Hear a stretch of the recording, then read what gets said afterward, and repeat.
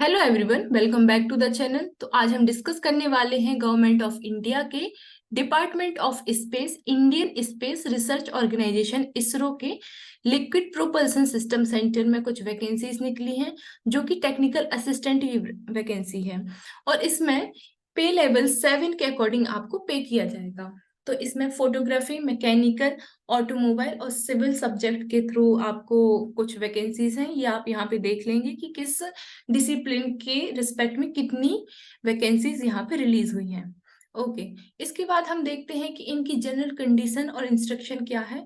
तो सबसे पहले तो इन्होंने बताया है कि ये जो पोस्ट है वो टेम्परेरी पोस्ट है, लेकिन टाइम के साथ इसको परमानेंट पोस्ट में कंटिन्यू किया जा सकता है।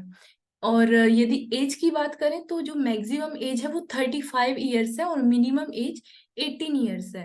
इसके साथ ही एससी कैटेगरी के लिए 5 ईयर का रिलैक्सेशन है और ओबीसी कैंडिडेट के लिए 3 ईयर्स का रिलैक्सेशन मिलेगा। और जो विमेन कैंडिडेट हैं और डिसेबिलिटी है तो इसके लिए भी गवर्नमेंट ऑफ इंडिया के अकॉर्डिंग कुछ जो भी रिलैक्सेशन है वो मिलेगा।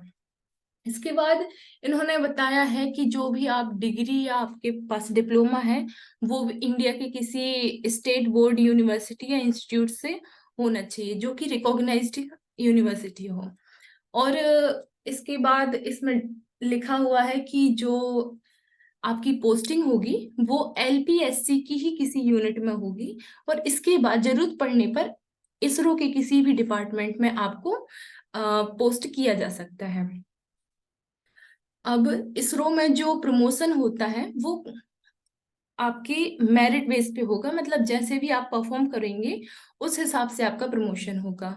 अब जो ओबीसी कैटेगरी के लिए जो भी कैंडिडेट क्लेम करता है तो वो नॉन क्रीमी लेयर से होना चाहिए, तभी उसका बेनिफिट उसको मिल सकता है, अदरवाइज उसको ओबीसी कैटेगरी का बेनिफिट नहीं मिलेगा। और जो भी डॉक्यूमेंट्स हैं आपके, चाहे वो एज रिलैक्सेशन के लिए हो चाहे वो कैटेगरी के लिए हो, वो 30 मई तक आपके पास होने चाहिए और आपके पास अपडेटेड डॉक्यूमेंट्स होने चाहिए। ओके, अब हम बात करते हैं सिलेक्शन प्रोसीजर की, जो कि बहुत ही इंपॉर्टेंट है। तो सबसे पहले हम देखते हैं कि सिलेक्शन प्रोसेस है वो 2 स्टेप में होगी।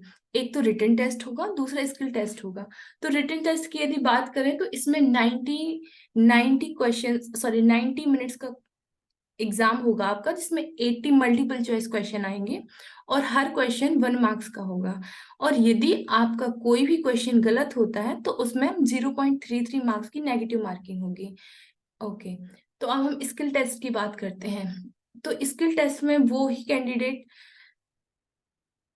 ज्वाइन कर सकते हैं जो जिनका रिटन टेस्ट में बहुत अच्छा परफॉर्मेंस रहा हो।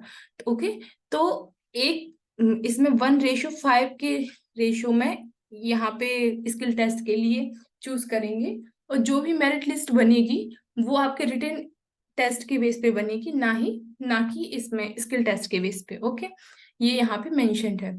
इसके बाद हम देख लेते हैं कि किस कैटेगरी के लिए कितना स्कोर जरूरी है। तो यदि हम अनरिजर्व कैटेगरी की बात करें तो इसमें 32 मार्क्स की जरूरत है आउट ऑफ 80, ये रिटन टेस्ट के लिए है। और यदि स्किल टेस्ट की बात करें तो इसमें 50 आउट ऑफ 100 मार्क्स चाहिए। इसके बाद आरक्षित जो कैंडिडेट हैं, जो रिजर्व कैंडिडेट्स हैं, उनको 24 आउट ऑफ 80 ये रिटन टेस्ट में मार्क्स चाहिए और इसमें 40 मार्क्स चाहिए out of 100 in skill test में। ओके, तो अब यदि आप रिटन टेस्ट दे देते हैं और स्किल टेस्ट के लिए जाते हैं तो जो भी आपका रेलवे फेयर है, 2nd क्लास का रेलवे फेयर इसरो की तरफ से रहेगा, मींस आपको कोई भी पे नहीं करना है। और यदि आप बस टिकट से जाते हैं, बस से जाते हैं, तो जो भी आपके टिकट्स हैं वो आपके पास यदि उसकी टिकट है, डॉक्यूमेंट्स हैं, तो आपको उसका रिफंड मिल जाएगा। ठीक है, तो अब ये सारे पॉइंट्स आप अच्छे से रीड कर लेंगे 1 बाय 1, उसके बाद आप फॉर्म फिल करेंगे। अब फॉर्म फिल कैसे करें, तो फॉर्म फिलिंग जो है वो ऑनलाइन होगी सारी प्रोसीजर, और 16 मई से ये फॉर्म फिलिंग स्टार्ट हो चुकी है और जो कि 30 मई तक चलेगी दोपहर 2 बजे तक। तो आप जितनी जल्दी हो सके, यदि आप एलिजिबल हैं, तो इस फॉर्म को जल्दी से जल्दी भर दें। इसके बाद फोटोग्राफ जो अपलोड करोगे उसके लिए क्या क्या चीजें होनी चाहिए वो यहाँ पे लिखी हुई हैं।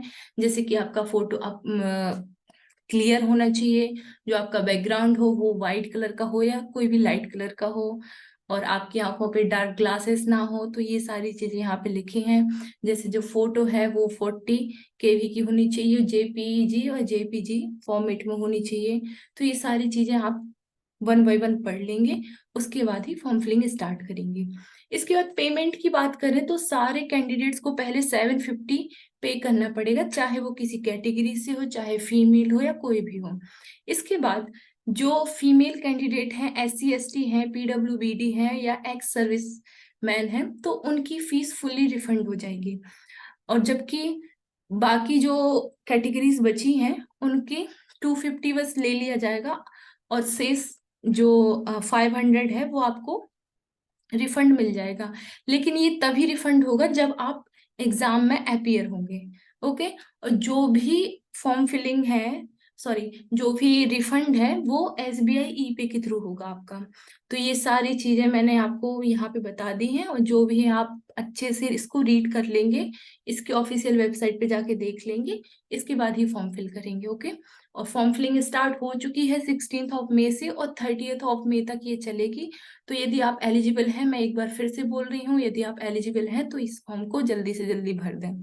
ओके। और आवेदन शुल्क है, जो एप्लीकेशन फीस है, वो 31 मई तक भरी जाएगी। तो आप पहले रजिस्ट्रेशन तो अपना कर ही दें। Okay, thank you so much for watching. मिलते हैं अगले वीडियो में एक नई इंफॉर्मेशन के साथ।